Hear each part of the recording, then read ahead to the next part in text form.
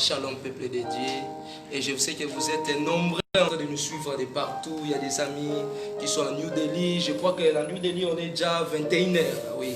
Et à partir de la France, de l'Italie, on avait aussi des appels à partir de l'Autriche, à partir aussi de l'Espagne. Vous êtes vraiment, vraiment nombreux. Et je vous invite déjà à se connecter dans cette atmosphère. Et je sens déjà l'atmosphère d'aujourd'hui. Nous sentons une atmosphère prophétique aujourd'hui. Vous savez, pour que Dieu crée l'homme, Dieu avait consulté le Fils et le Saint-Esprit. Cette consultation-là, on appelait ça l'autoconsultation divine. Waouh! C'est pour cela que je vous invite aujourd'hui d'être déjà dans cette atmosphère pour participer dans ces consultations, dans ces concertations que Dieu avait fait avec le Saint-Esprit et le Fils. Vous savez, il y a une chose, Paul dit ceci, pour tous ceux qui vivent, nous avons le droit d'adorer. Mais j'aime David, il dit, j'habiterai puis je demeurerai dans la maison de l'Éternel. Il y a une chose que Paul parle au livre de 2 Corinthiens chapitre 6. Il dit, ne prendons pas la grâce de l'Éternel en vain. J'aimerais te dire une chose, si tu es en mouvement, tu es en train de parler en ce moment, c'est la grâce. Si tu es en mouvement, tu es en train de parler, c'est la grâce. Si tu es en mouvement, là où tu es, c'est la grâce. Il y a beaucoup de personnes qui sont tombées, qui sont tanguées en ce moment de Covid-19, dans ces pandémies qui avaient frappé le monde. Mais si toi tu es en vie, c'est la grâce. C'est pour cela que je t'invite là où tu es à adorer avec nous, à célébrer Jésus avec nous, à célébrer le Maître avec nous. J'aime une chose que Anne est en train de dire. Il dit c'est lui qui fait mourir, c'est lui qui fait vivre. Wow. J'aime Anne. C'est pour cela que j'aime une chose que Sarah est en train de dire. C'est pour cela les jours que je dois aller dans le paradis, je dois chercher si Anne est dans quel côté de le voir. Et si Sarah est dans quel côté je le vois. Anne et Sarah ont dit la même chose excellente. Sarah a dit l'Éternel est bon, l'Éternel est vrai. Mais dans les paroles de Anne, Anne aussi a répété la même chose. C'est pour cela que David, lorsqu'il était devant Goliath, David n'avait pas beaucoup plus parlé. Non, David avait retenu son souffle. Pour dire, Israël avait déjà gagné depuis le temps de Noé. Ça veut dire nous aussi nous devons gagner en ce moment. J'aimerais dire à quelqu'un qui est en train de nous suivre en ce moment, sache que nous sommes déjà en train de remonter. Là où tu es, je t'invite déjà à commencer à adorer avec nous, à commencer à élever le nom de Jésus avec nous, à commencer à entrer déjà dans les profondeurs avec nous, parce que nous sommes déjà en train de voler, nous sommes déjà en train d'avancer, nous sommes déjà en train d'évoluer. J'aime une chose que David est en train de dire. Il dit, dressa devant moi une table en présence de mes adversaires. David parle d'une table. La table, c'est le symbole des problèmes. La table, c'est le symbole des difficultés. Mais David a dit, il loin lui dans ma tête et puis ma coupe déborde. Ça veut dire qu'il va créer des problèmes pour me bénir encore devant mes ennemis. C'est pour cela là où tu es, je t'invite déjà à monter avec nous. Je t'invite déjà à monter avec nous. Je t'invite déjà à monter avec nous.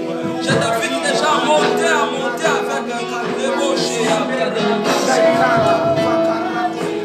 Yes.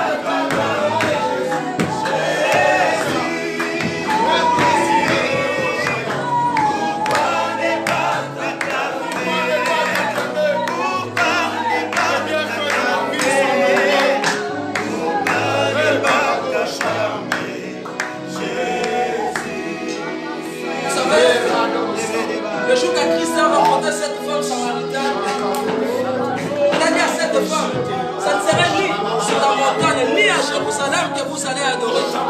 Mais dit, les vrais adorateurs adoreront le Père en esprit et en vérité. Écoutez, Jésus n'avait pas dit que non, les vrais adorateurs adoreront Dieu. Non, il dit les vrais adorateurs adoreront le Père. Le mot Père veut dire Abba. Le mot Abba veut dire source. Ça veut dire les vrais adorateurs doivent adorer les sources et non pas les dieux. Il y a beaucoup de dieux dans ce monde. On doit adorer les sources, les pères, les Abba. Comme ça, là où tu es, je t'invite à adorer les sources. Adorer les pères, adorer les Abba.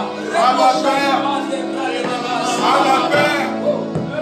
J'ai le droit de t'adorer parce que je suis fils. J'ai le droit de t'adorer parce que je suis fils.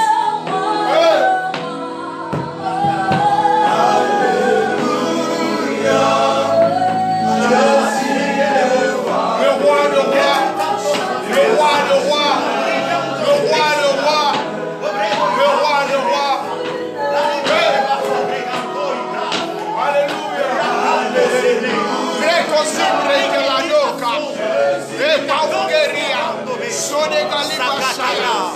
wow, yes. Oh my God. Le canto libra di la soberana idea.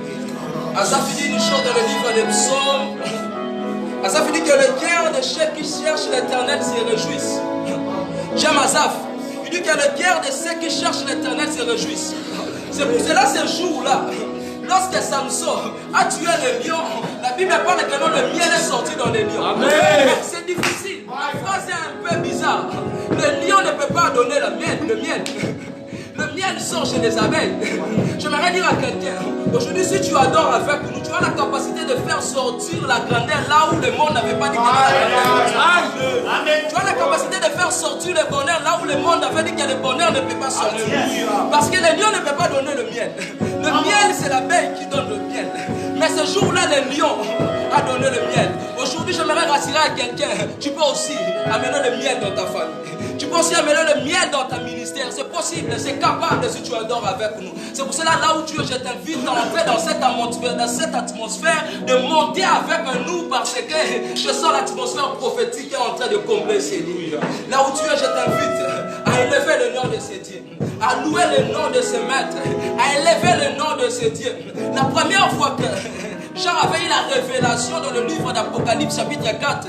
Jean a vu le myriade des anges en train de louer le maître.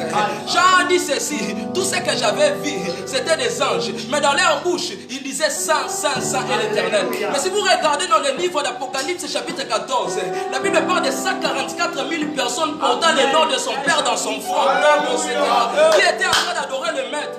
Là où tu es, je t'invite aussi d'adorer. Parce que les personnes qui adoraient dans le livre d'Apocalypse n'avaient pas de corps comme toi et moi, n'avaient pas de sang comme toi et moi, mais c'était là en train d'adorer, de louer le maître. Toi et moi, il nous a fait dans son image. Tu as le droit et la possibilité d'adorer le maître. C'est pour cela, là où tu es, monte encore. Monte encore. Monte encore. Debo Shabasé, Brade de grâce. C'est toi qui me soutiens. Yes. Sans toi, je ne suis. Yes. Sans toi, je ne peux rien. Yes. Oh, je ne pourrais plus sans toi. Hey. Je ne compte que si toi. Alléluia. Yes. Oh, oh. Toi qui soutiens ma foi. Je ne pourrais plus sans toi. Je ne compte que si toi. Mon bonheur se trouve en toi. Toi qui soutiens ma foi. Mon soutien. Oh, Mon soutien. Oui, là, je te ferai sur toi. C'est toi qui as le parole de la vie. C'est toi qui donne la vie. C'est toi la source intarissable. c'est toi qui m'es fait vivre. C'est toi qui m'es soutient. Mon soutien. Sans toi, je n'ai Le pilier qui soutient ma vie. Sans toi, je ne peux rien. Sans toi, qui tient ma foi. c'est toi qui me fais vivre. C'est toi qui m'es fait vivre. C'est toi qui me soutient. Mon soutien, c'est toi. Sans toi, je Mon abri. Sans toi, je ne peux rien. Mon abri. Sans toi, je ne peux rien faire. Sans toi, je ne peux rien faire. Sans toi, je ne peux rien faire. Oh, je suis comme un gars dans le désert. J'ai besoin de l'eau. Je ne peux pas regarder. J'ai besoin de l'eau. Alléluia. Je suis comme Samson. J'ai déjà tué 1000 Philistins. J'ai besoin de l'eau.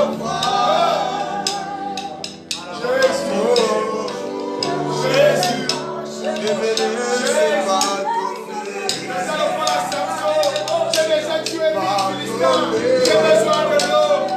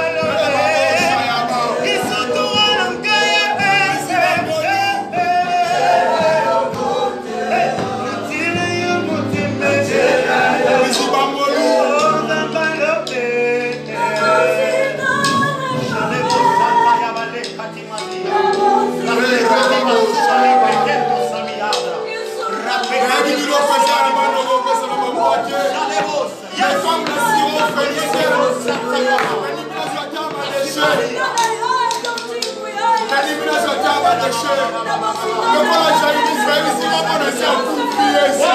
Mais je crois en toi. Je crois en toi, Jésus. Alléluia. Je crois en toi, Jésus.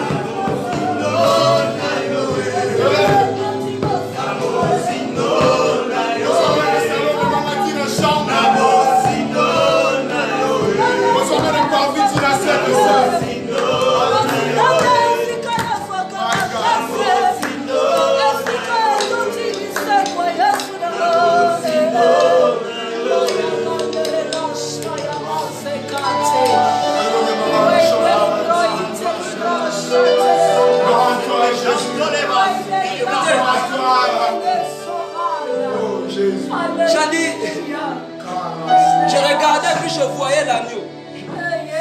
L'agneau était sur le montant de Sion. Mais j'ai dit une chose. J'ai vu les 4 êtres vivants et les 24 vieillards. Il avait quoi entre leurs mains? Il dit, il avait, là, j'en parle d'une terme. J'ai dit, il avait des pots entre leurs mains. Et dans ces pots, il y avait des parfums. Et ces parfums-là étaient les prières des saints. J'aimerais dire à quelqu'un, lorsque tu pries, c'est comme si tu es en train de verser les parfums dans l'autel de Dieu. C'est pour cela que tu as toujours le droit de prier. La Bible parle dans le livre de Luc qu'il y avait une femme qui avait 84 ans d'âge. Cette femme, elle demeurait toujours dans la maison. La Bible parle même, elle jeûnait puis elle priait. J'aimerais te poser la question, la femme de 84, elle cherchait quoi? La femme de 84, elle cherchait quoi devant Dieu? Ça veut dire, toi aussi, tu as l'obligation et le droit d'adorer puis le droit de louer. Rababo, je t'ai là.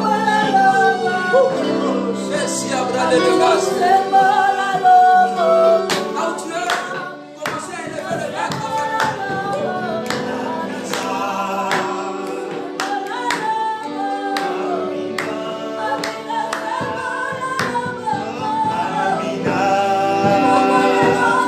Ta main n'est pas trop lourde pour sauver, ni ton oreille trop dure pour entendre, Jésus. Et à mon ami.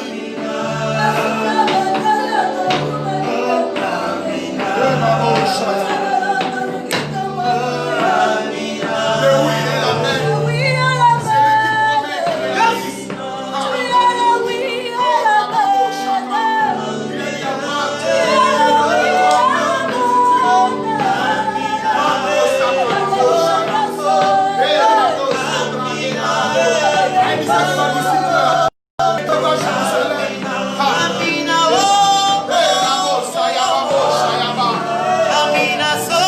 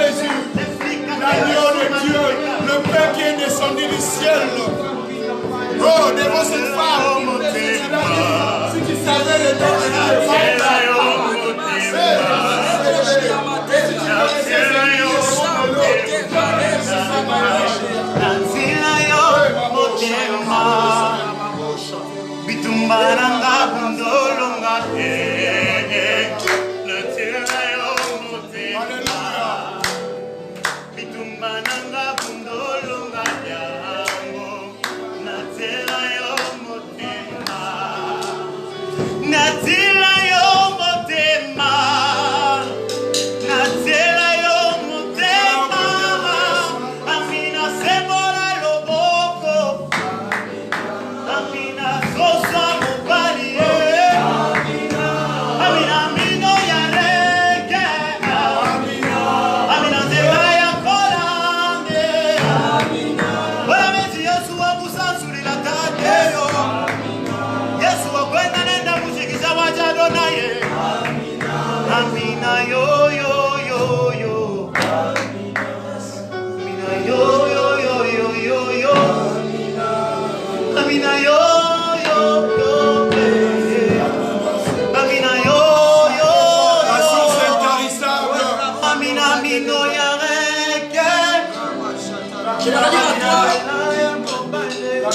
train de nous suivre en ce moment, vous savez, notre Dieu est standard et partout. Si vous regardez au milieu de la jungle, on lui appelle le lion. Ça veut dire dans la jungle il est. Quand on regarde aux côtés des arbres, on l'appelle arbre de la vie. Quand on vient de l'eau, quand on regarde aux côtés de l'eau, on lui appelle aussi l'eau de la vie. Mais quand on vient aux côtés des pierres, on l'appelle la pierre angulaire. Lorsqu'on vient aux côtés des hommes, on l'appelle le fils de l'homme.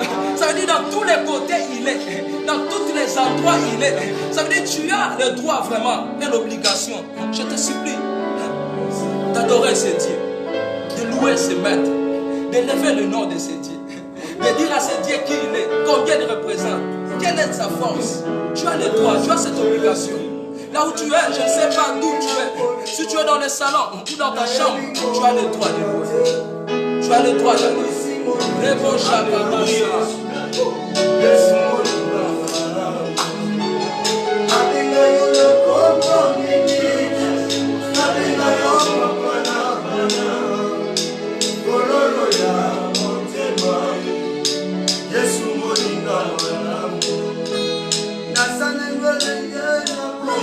Plus jeune, je suis. Je ne sais pas comment aimer.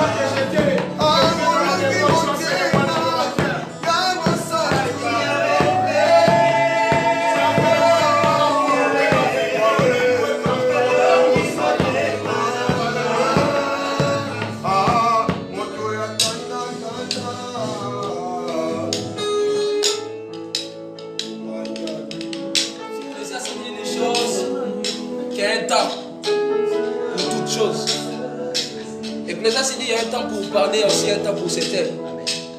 Il y a un temps pour dormir, aussi un temps pour se réveiller. Et il y a un temps pour marcher, il y a aussi un temps pour s'asseoir. Et nous sommes dans le moment où on doit passer dans la prédication. Et je t'invite là où tu es à prendre le carnet, les calepins, je ne sais pas quoi. Et de commencer déjà à prier, à demander à Dieu de te parler. Demander à Dieu de te parler. Demander à Dieu de te parler de ton Seigneur ce soir.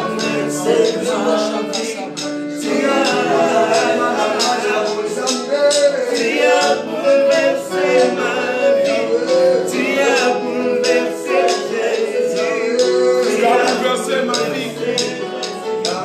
Tu as bouleversé mes rêves. Tu as bouleversé mes rêves, Jésus. Tu as bouleversé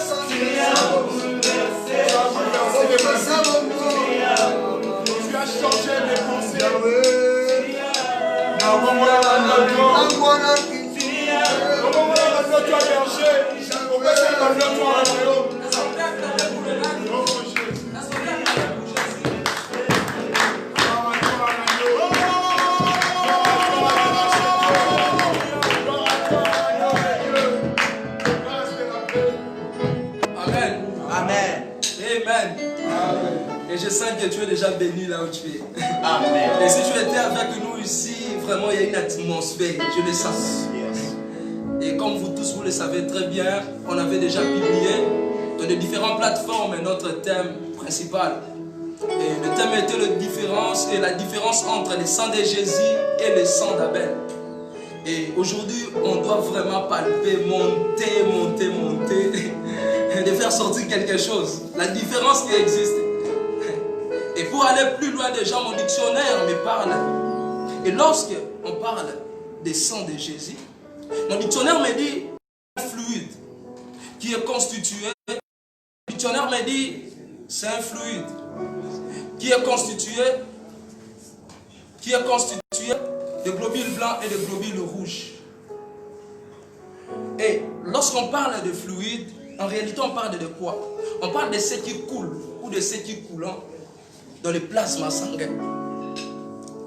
Et lorsqu'on parle du plasma sanguin, on parle des liquides qui se trouvent dans l'intérieur. Et ces liquides-là, c'est ce qu'on appelle le sang. Et ce sang-là a généralement le couleur rouge, même chez les animaux, même chez les hommes, a toujours la même couleur, la couleur rouge. Mais lorsqu'on parle de la différence, mon dictionnaire me dit c'est un objet de comparaison. C'est un objet de distinction qui compare une chose avec une autre chose. Mais si on dit que non, le sang a toujours la couleur rouge, mais on dit la différence entre le sang de Jésus et le sang d'Abel. Maintenant, on doit épouser de savoir la différence se trouve dans quel côté. Parce que tout, c'est le sang. Abel avait le sang rouge, Jésus aussi avait le sang rouge. Abel avait le vaisseau sanguin, Jésus aussi avait le vaisseau sanguin. Abel avait le globule blanc, Jésus aussi avait le globule blanc. Abel avait la chair, Jésus aussi avait la chair. Maintenant, la différence se trouve où? Abel, c'est son frère qui l'avait tué. Mais Jésus aussi, ce sont ses frères qui les a tués. Si vous allez encore plus loin, vous allez comprendre que non, Abel, il était un objet de la jalousie.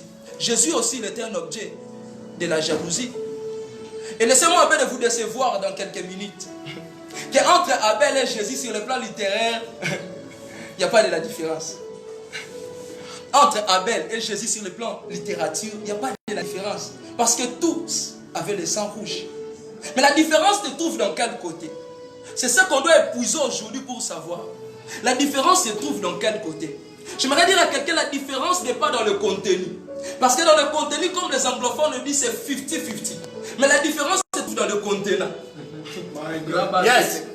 La différence n'est pas dans le contenu. Parce que dans le contenu, c'est 50-50.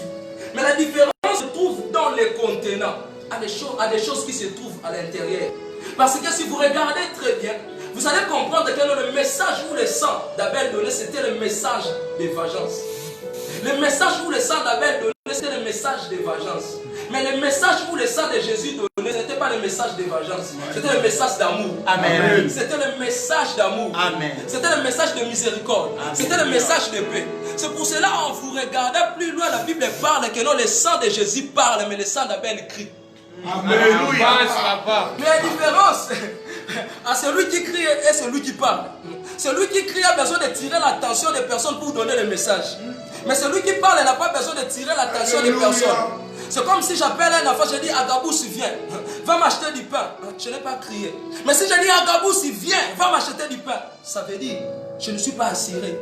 Or, le sang de Jésus parle. Pourquoi? Parce que le sang de Jésus a de l'assurance.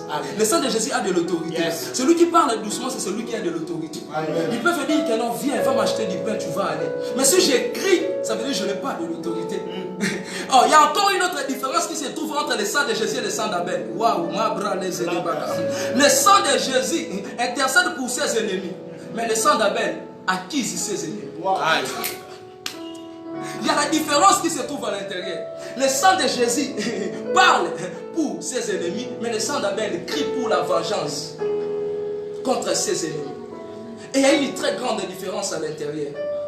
Et pour aller encore plus loin, je vous invite à lire avec moi le livre des Luc. J'aimerais inviter quelqu'un à ouvrir Luc des livres pour nous. Luc au chapitre 15.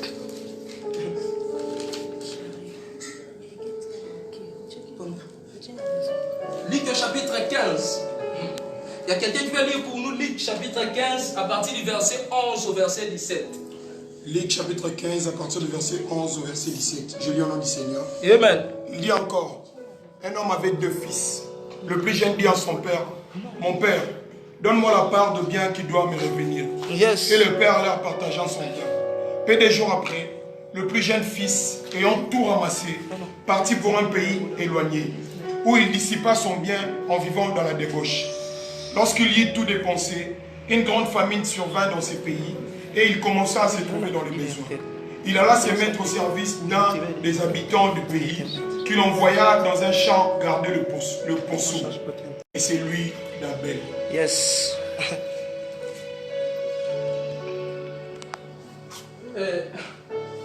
Si vous regardez très bien, la portion qu'on vient de lire dans le livre de Luc au chapitre 15, la Bible nous parle d'un homme.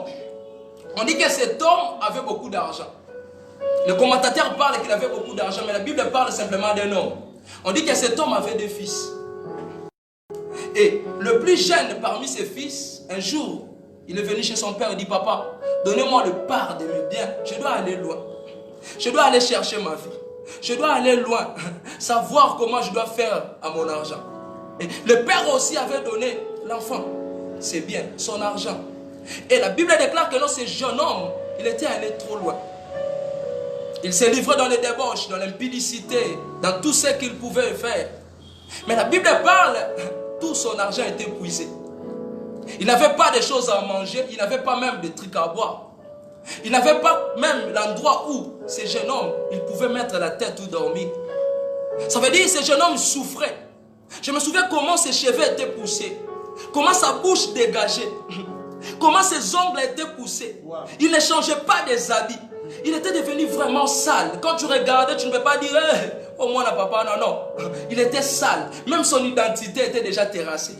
La Bible parle, il était allé chez des personnes où il mangeait avec et son argent. Il leur a demandé de lui donner même le travail pour acheter même le pain, pour acheter même le lit. Mais ma Bible, moi, me dit, ces gens-là de la ville, on lui a chargé d'aller surveiller le pourceau dans les champs. Et là où ce jeune homme surveillait le pourceau, la Bible parle, il aurait même rassasié des carouges et rabâché, qu'on donnait des pourceaux, mais personne ne lui donnait. Enfin, de quelle méchanceté. Quelle méchanceté. Il avait mangé son argent avec vous. Il était là avec vous. Il a fait des débauches avec vous. Mais au moment où ce jeune homme était dans l'étape, j'aimerais dire, de tomber, il vient pour chercher les secours. Personne lui a aidé. Et il dormait, je pensais, dans la rue. Afin de dire, si une personne ne te donne pas même des trucs à manger, est-ce qu'il peut te donner de l'argent? Non. Si quelqu'un ne te donne pas des trucs à manger, est-ce qu'il peut te donner le visa? Non. Non. Ça veut dire que ce jeune homme souffrait vraiment. Ce jeune homme souffrait et souffrait, il souffrait vraiment. Mais j'ai mis une chose. Si vous regardez bien dans ces portions, on parle de 3 personnes. On parle de papa, ça veut dire le père de 7 enfants. Mais deuxième personne, on parle de ces jeunes hommes. Troisième personne, on parle des gens de la ville. Ou le propriétaire du champ. On parle de 3 personnes, on parle du père de ces jeunes hommes. On parle de ces jeunes hommes. Et puis on parle du propriétaire du champ. Si vous regardez très bien le contexte de ce texte, vous allez voir que le père n'avait pas demandé à cet enfant l'argent que je dois te donner. Tu vas aller faire quoi avec ça? Le père n'avait pas demandé à cet enfant que l'argent que je te donne, quel est le projet de la compagnie que tu vas aller monter? Le père n'avait pas demandé. Or, en Israël, il y avait un coutume qui régnait. Tout papa qui donnait à son enfant l'héritage pendant que le père est en vie, le père doit être destitué dans le conseil des grands et dans le conseil des anciens. Ça veut dire que le père avait accepté d'être destitué dans le conseil des anciens, dans le conseil des grands. La première des choses. La deuxième des choses, en Israël, il y avait encore une loi qui régnait. Qu'un enfant n'a pas le droit de bénéficier de la richesse de son père si le père est en vie. il faudrait qu'on montre ce que Hébreu est en train de parler. Hébreu dit qu'il faut que la mort du testataire doit prouver. Il faut que le père meure pour que l'enfant bénéficie de la richesse.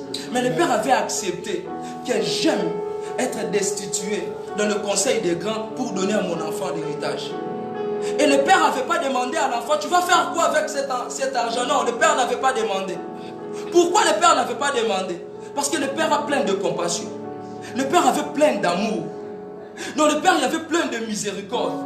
Et ce papa-là qu'on nous parle, c'est Dieu. Amen. Oh, dans le livre déjà de Deutéronome, au chapitre 30, du verset 19 à 20, le père déjà avait dit que j'ai mis devant toi des chemins. Aïe. Je n'ai pas encore besoin de te parler beaucoup plus. J'ai mis des chemins, mais je te conseille de choisir le bien. Le père avait déjà parlé depuis longtemps. Le père avait déjà parlé. C'est pour cela que vous voyez que non, le père n'avait pas beaucoup plus donné de conseils à cet enfant. Il n'avait pas demandé beaucoup plus à tes enfants. L'argent là que je t'ai donné, tu vas aller faire quoi avec ça?